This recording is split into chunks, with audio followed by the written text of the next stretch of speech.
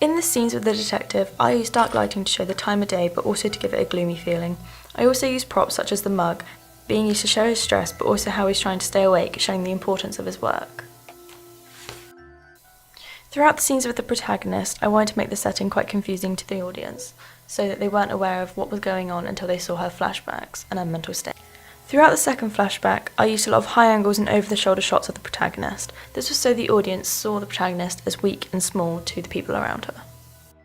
For my sound, I used a lot of non-diegetic music to create tension for the audience. This goes as following. Over the scenes of my main protagonist, I used a lot of non-diegetic sound effects to make the scene seem surreal and dreamlike. For the parts of the detective, I kept most of the diegetic sounds in because this created a much more real-life feeling for the audience.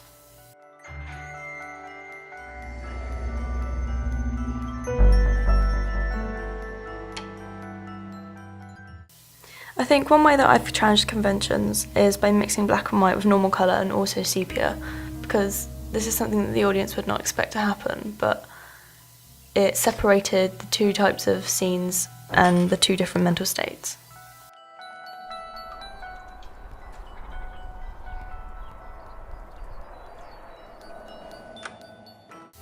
Another way I challenged the conventions was by making the bully in this shot a girl. This relates back to props character functions because the boys tend to be seen as the villain.